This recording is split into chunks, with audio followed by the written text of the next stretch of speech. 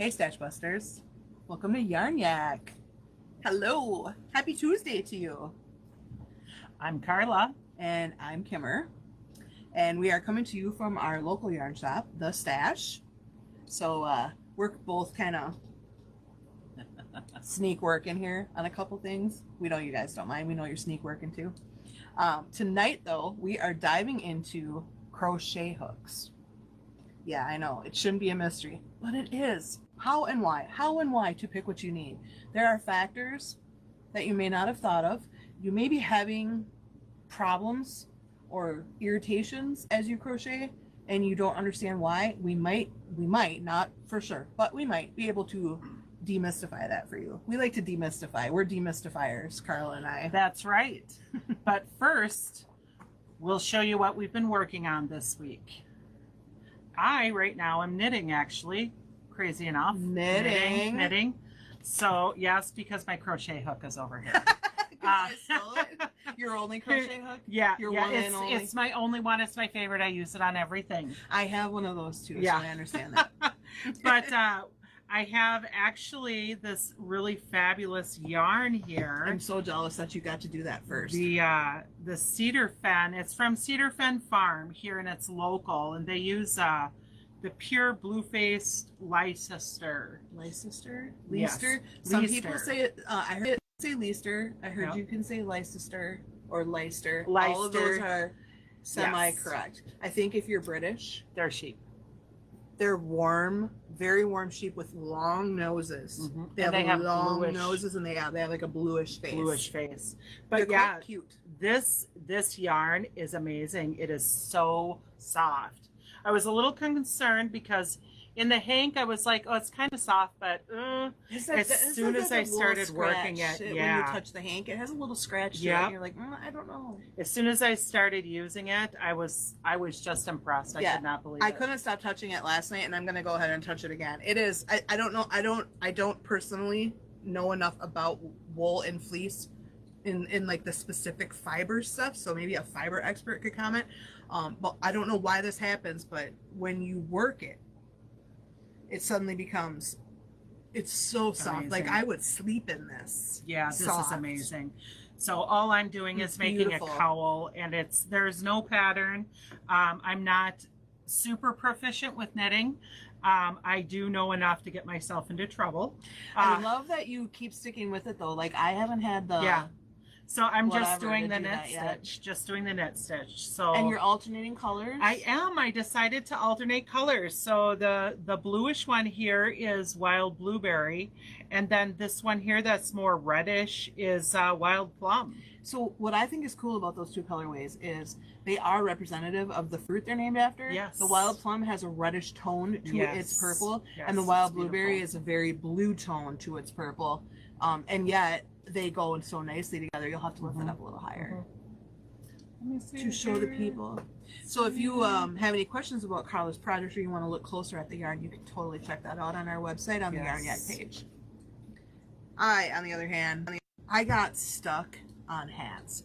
In my mind, I made a hat for the show, for the store, and all of a sudden I was like, I wonder how come I never make hats. And then I just started busting out hats. Have you ever done that?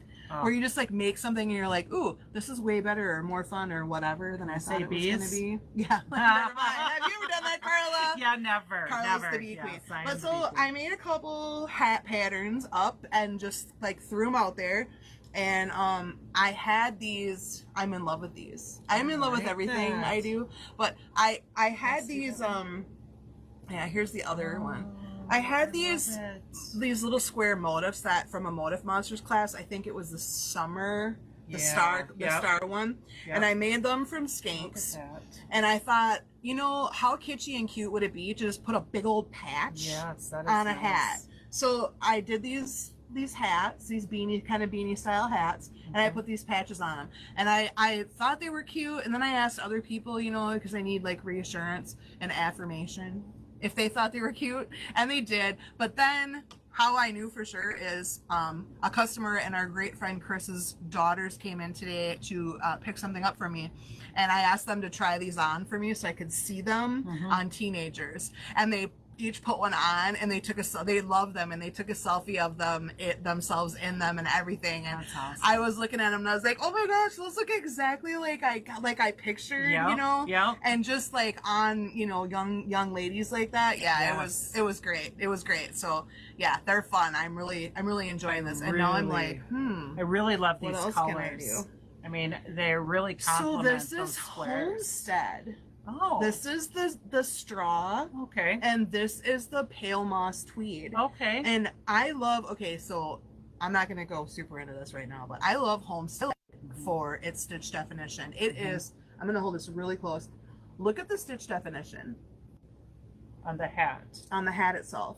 I'm going to, here, I'll turn it around so you can see what I mean. Look at that. It's just, it's so crisp. It's Yeah. so crisp. And you get, it doesn't even matter what you're doing. So I feel like it's an overlooked yarn because it's not super wash. Right. Because you got to hand wash it. Yep. So people just kind of like, they're shruggy about it. But there's a stitch definition that you get with this. And also it has a lot of spring and loft and stretch. It really to does it. because believe it or not, this green hat fits my melon. It looked yeah. cute on you too. Yeah, I loved it. It wasn't It fit tight. my husband as well. Yep. Yeah, he loved Yep. it too. It was over his eyebrows, uncovered the Yep, the not most too of his big, and ear. it didn't feel like it was I going to come off. super love this Yes. this hat pattern. Yeah, I think I'm that's gonna nice. bust this one out. Anyway, that's what I was doing this week. I was obsessing with hats. I'm trying to refocus my attention on the things I have coming up this week, but it's hard because I have all these hat ideas running through my head. I don't know. Somebody just smacked me. Focus, Kimber, focus. Anyway, so that's what I was doing this week. If you ever want more information about a project that we're working on, or pattern links, supply lists, pictures, anything like that, just jump to our website at www.shopthestashbusters.com and go right to the header at the top of the page and click Yarn Yak. That'll take you to the Yarn Yak page, and you'll be able to see pictures and, you know, links to things or whatever that we've been working on. If there's a pattern for what we're doing, we always link to the pattern there. So there you go. Anyway, and now this week on Yarn Yak, crochet hooks and how and why to pick what you need. Did you know I didn't.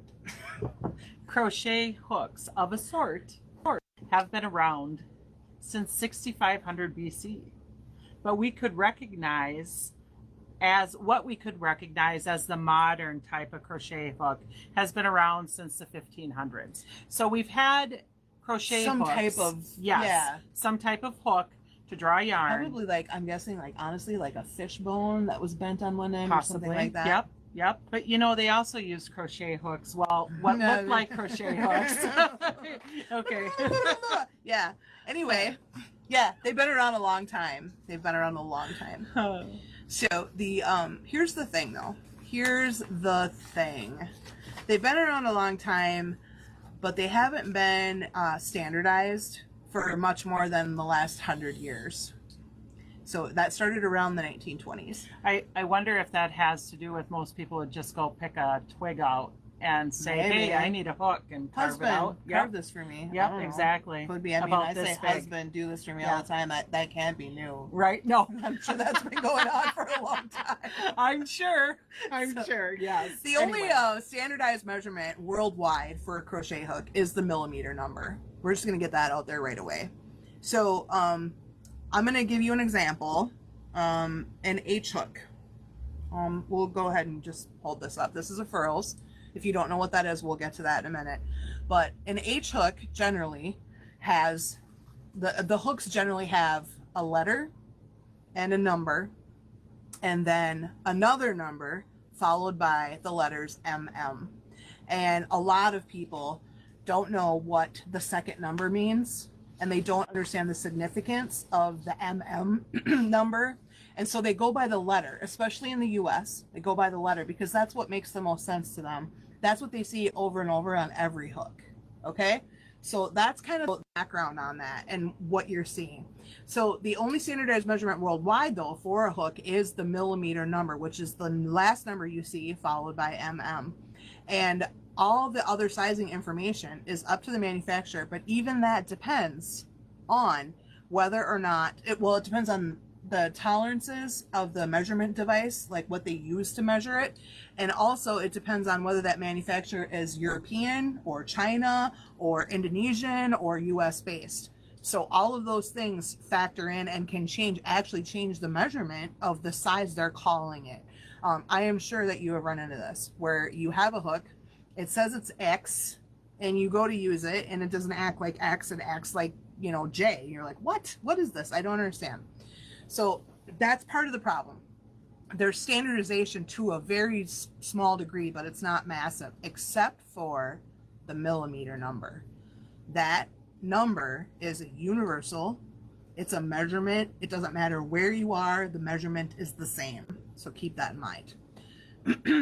Why are there letters and two different numbers? I got this from the Craft Yarn Council of America because I was seriously like, yeah, why is there? I have always had this question about what is a G plus? What does that even mean? Hello, you know, G plus. G plus. And then also the pesky 7LM, the 7LM 8mm, 7mm, you know, situation. What is that? Some hooks have a 7. Some hooks call a 7mm an L.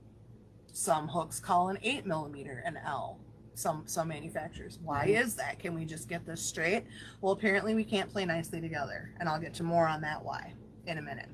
So the reason is this. According to the Craft Yarn Council of America, the letters are a system designed by the U.S. around the 1920s, starting with boy, as a way to standardize hook sizes into an easy to remember system or format. It was only moderately successful though, because not all manufacturers played by the same rules, and overseas manufacturers were like, you guys are new, we don't care what you think. So they wouldn't play at all. So there's that. And then the other thing is that it continues today, and it's the most recognizable size label for crocheters. Yeah. Especially again in the U.S. because I don't know, we like letters. We're like, ooh, A, B, C, D, E, F, G. It's easy for us to compute or understand. Right. But it turns out we shouldn't be doing that. We should not be doing that. So when you look at the crochet hook and you see that first number, so like I have this is my favorite hook right now. The one that doesn't have M yes, on that. the one That's just without a number by M. itself. So for example, this is an H/8, 5.0 millimeter. So that 8 actually, that 8. I never knew what it was for either, but I just found this out when we were researching this. I would say this is our WTF moment. Absolutely, WTF moment. That when 8, we found out. That number right after that letter corresponds to the knitting needle size. This matches up to the 8.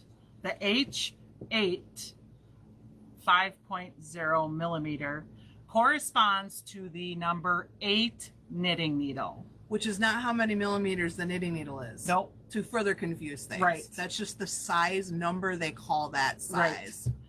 Yep. In the row of things, it's number 8. It's number 8. There we go. And then this one corresponds to it. So that's why it's an H8. So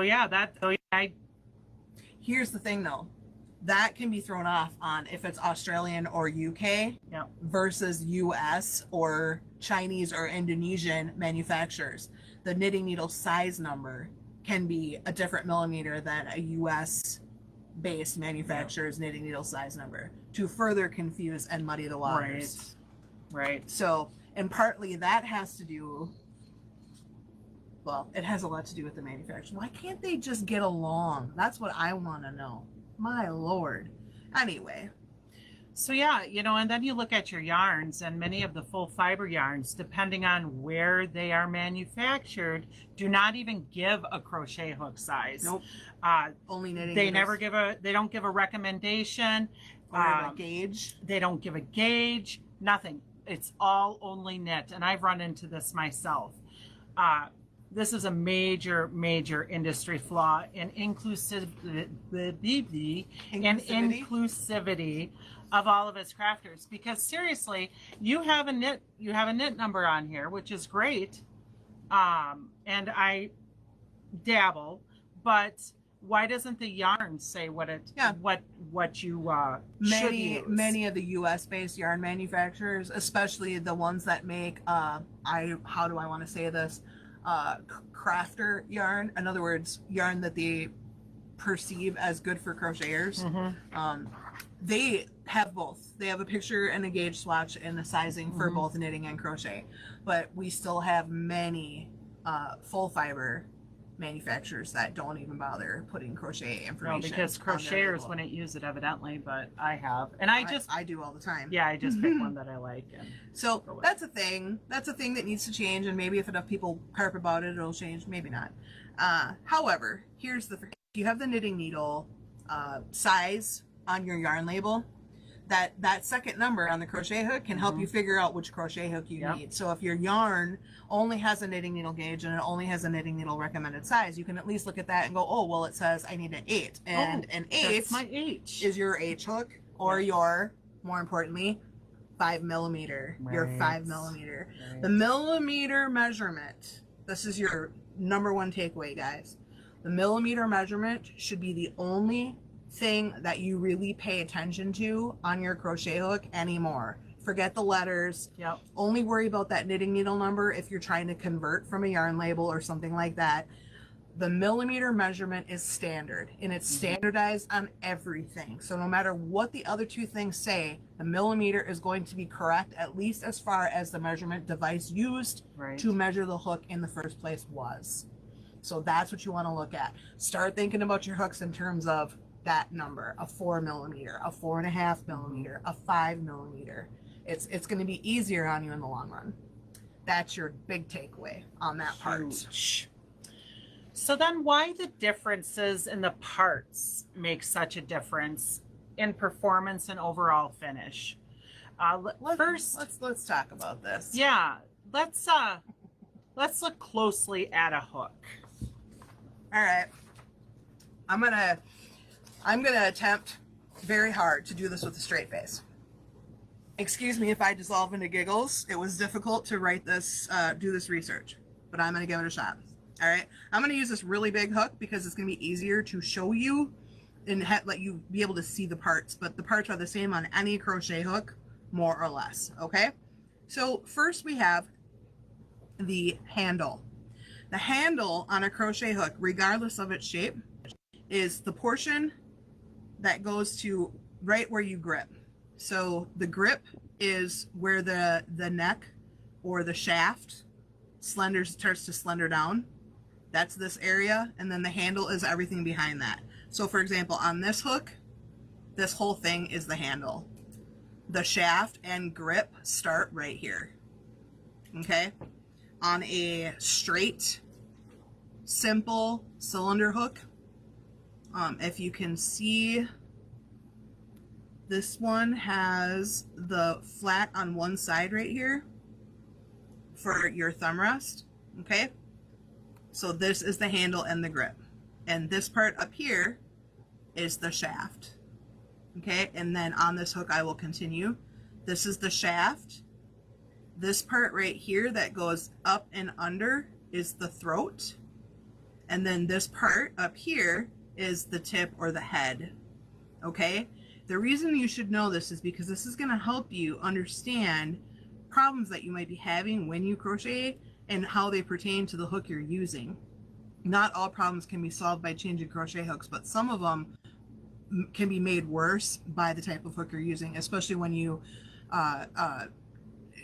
incorporate the type of yarn you're using with it. Okay, so first thing, when you crochet, the size of the shaft, which is this part right here, use the bigger one. I'm going to use the bigger one. This part right here, the size of the shaft, this part right here, is what determines the size of the loops that are your crochet fabric. Okay, a lot of people think it's other parts of the hook. It's not. It's this part right here. This part right here is the only part that matters. The shaft going up into the throat. That's what determines the size. The size of the handle is irrelevant. Neither one of us can talk. I know. The size of the handle is irrelevant. What did you put in my coffee? I don't know. What did you put in mine? I walked away. We drugged each other. Yeah. The size of the handle is irrelevant to your finished work, except some differences in tension and whatnot are combined with the length of this handle. So some people have difficulty with a longer, this is a 7.5 inch, a furrows streamline is a 7.5 inch length crochet hook, so almost over 5 inches of it is handle. And some people have a more difficult time controlling their tension and therefore their gauge, because as they crochet they rock this handle back and forth like this, and that lengthens their stitches right here on the shaft and opens them up and spreads them out more, so it makes their work looser and gappier. Okay, so a shorter handle might work better for some people, but irregardless of that, it doesn't have any effect on the actual finished size of your work or the quality of your work. The handle is just what is comfortable in your hand, period, amen. And that's why you see the streamlines, and that's why you see fat handles, and it's why you see paddle hooks, okay? Because depending on what you like and what your needs are, they're easier to hold on to. This is a custom made hook, but it's a really good example of an art hook, okay? And then this is a kind of a standard hook, which is like a cylinder with a thumb rest. Sometimes they're metal, sometimes they're wood. And then they just get thicker for the size because the shaft and everything is the same size as the handle. So they just get thicker for the size that they are supposed to be. Okay? So that's like the anatomy of a crochet hook. So the other thing that's happened though in the last 20 years is that handles especially have gotten very they've tried all these different ways, you know, to make them more comfortable, to give you less repetitive stress, motion, injury, things like that. So that's what you see, a huge increase in different styles of ergonomic handles, acrylic handles, again with the furls, with their streamline, which they do make a huge difference, but the standard streamline is very long. And in my experience now, I've been using furls for almost 4 years and have watched other people, you know, introduce them to them and watch them use them. And I have seen that tension problem because they're so long with people. They find it easier to switch to, if they like furls, to alphas because they have a much shorter handle. The whole thing almost fits in your hand. So something to think about. Anyway, there's lots of different kinds of handles, but again, those are all for comfort. So when shopping for crochet hooks, size, look only at the millimeters, the number right in front of the mm. And you're going to look at the head or the tip. The pointier end, the easier it's going to be to get in between the stitches. This one here right now is my favorite because it has a super pointy end and I'm making something super small. So it really works nice to grab those stitches. The only downside to a pointy tip is it can split your yarn. And it has. I'm not going to lie. I have had to redo some stitches because of that, but I'll take that. I'll take that as I 100% agree. Yep. When, you know, depending on the yarn and depending on the pattern, there are times when I prefer that. I almost never use a round tip, even though it doesn't split your stitches, because I find the next part that we were talking about, which you go ahead and say, but I find that very frustrating. Very. Well, the rounded tip doesn't always, you can't insert it really easily in between the stitches. You can't always find it in there, especially if you crochet tighter. Yeah. I mean, I struggle with that. Yarn. Yes. Finer yarn. Smaller stitches. To get it in the spot that you want to. Look at me, I'm making all the faces. Yeah, and everything. I know. Yeah. Yes. And that's it exactly. It's a struggle. It slows me down. And yes, and I don't like that frustration because for me, crochet is my meditation. So, but you know, they can I hate also. it when you poke and it slips off and you poke. Yes, exactly. And it slips off over and over and over again. Yes, like and that you is lose not it. the hole I want, okay? Yes, exactly. Yes, it's so much a struggle. Yeah. Yeah. So The other thing is the throat. The other major factor in why you should choose crochet hooks for yourself is you need to look at the depth of the throat. And we took the camera off the hook, but the depth of the throat is this. If I show you on the really big hook, you should be able to see it on here. It's this just chunk right here. The part that goes up and under, the part you grab the yarn with, and the depth of it is how deep does that go? Yeah. Okay? That is huge for individual preferences for crocheters, the depth of the throat. I'm not saying a certain depth is better or worse than another one, but for you, what is the right depth? So if you're using a crochet hook and your yarn is slipping off and slipping off and slipping off, it's probably one of two or both of these two things. It's probably because the depth of the throat is not deep enough for the yarn you're using or the way you crochet, like just the way you do it, right? And it might also be, or in addition to be, because you're using the wrong material hook for your yarn. So wood hooks tend to grab the yarn. They're just a little grippier. They just tend to grab that yarn a little better, and metal ones are smoother. So if you're using wool, then using a metal hook is a little nicer because the wool is grippy and it slides off the hook and on the hook easily. And then vice versa. If you're using a slippery or a yarn with a really high sheen, using a wood hook is going to make your life a little easier when it comes to that. However, if your throat depth is not correct, doesn't work well for the way you crochet in the first place, it doesn't matter if it's wood or metal. It's going to slide off of there. Or the other problem you can have if it's really deep is that it takes more work and a longer motion to get your stitches back, to get your loops off. As when you yarn over and pull a stitch through, you have to wiggle it. And often you'll have splitting problems coming out that other end if the throat is too deep. So if you took out a whole bunch of crochet hooks, I'm assuming a lot of you have, 4 or 5 maybe different brands of crochet hooks. If you take them off and you line them up and look at the depth of the throat, you're going to be like, holy crap. I mean, it is as much as a 1/4 of an inch difference in the depth of the throat. It's really something to look at.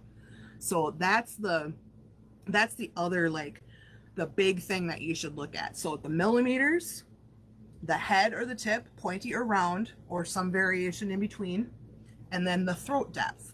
Those things are really going to affect your frustration and your pleasant, meditative state when you're crocheting. Just your rhythm of stitch making. I mean, it really does make a difference. It makes a huge difference. So a lot of times you will settle on a favorite hook. I know Carla said this was her favorite hook and she uses it for everything. I'm willing to bet that it's because for how she crochets, the point and the throat depth, and then the handle grip, or the way that the handle fits in her hand for how she crochets, that magical 3 things are just right on this hook. Are working perfectly for me with the yarn I'm using for it. Yeah. For me, I'm really partial to alphas. So this is a Frills Streamline Alpha, and it is next to a standard Streamline. See the difference in the handle length? Yeah. I have one of the things I love about Frills is that they have such a nice long shaft. So if you're doing something and you have like 9 loops on, you've got plenty of room for the shaft. The shaft is the same diameter for a very long time compared to other hooks that only give you 2 inches maybe at most. Frills gives you almost 3.5. However, I have the same problem I was saying earlier with this long 7.5 inch total length hook. I tend to have to rock my hook back and forth, which is hard on my thumb area, and then the side of my wrist and the inside of my elbow. When I use an alpha, I don't have that. It fits perfectly in my hand. So from the tip of my finger to the back of my hand, the crochet hook is encased in my hand. So I'm just working and I don't have to make over exaggerated motions. If I hold the hook the same way, see what's going on here? It's hanging out the back, or I'm constantly scooching my finger forward. So that's just for me. So really look at your hooks and really, maybe think, what's my favorite hook? Which one do I want to grab every time? You know, what's my and like I say, for me, this one, but you know, what I'm doing on this pattern though is I'm rolling it. I'm rolling it to get it through. And that goes back to what we were saying about preferences. Everybody crochets just but slightly I also differently. love these because different yarn, different project. Yeah. So, but I bet you that fits in your hand differently than it fits in mine. This is like I have a huge hand. So no, you don't. Look at your hand compared to mine. It is not that much huger than mine. But it is comparatively. But how you hold the hook is different. Yeah, it is. So are you I don't grab it or a knife? I hold it more with my fingers. Or are you a spinner? But I do spin. So I do spin. I do like to grab it and just roll it. I mean, and it's really beautiful to watch. Actually, it's like dancing. Watching people who crochet that way. I personally can't. I can't even do it. But I watch people do that, and it's really pretty. So think about how you do it. Think about how you do it. Think about what your favorite hook is. Take a really good look at it. Compare it to your least favorite hook. You know, the one that's in the bottom of your bag that you won't grab unless you absolutely have to. Absolutely have to. Yep. What don't you like about that hook? Take a really good look at it. Maybe it's just that simple. Right. That it's a tip problem or a throat problem or the handle's super uncomfortable or... You know, we all have our preferences. That's right. Okay. We do. We made it. Yes. All the way through that without busting out laughing. We did not break down. So anyway, we hope you found tonight's episode of Yarn Yak helpful. Yeah. Let us know in the comments any thoughts, any questions that you have. You can ask us questions on the Facebook page too. There is a pinned post on our Facebook page for the stash. And you can leave us questions there. And if we see something and we start digging into it and we're like, ooh, then your question could become an episode of Yarn Yak. See something, we'll say something. Yeah, we'll answer. We'll answer. Also, be sure to check out our website at www.shopthestashbusters.com. And if you are interested in more information about Yarn Yak, you can just click that at the top of the page. But all things to do with the stash also are on there. Our products, our services, classes, etc., etc.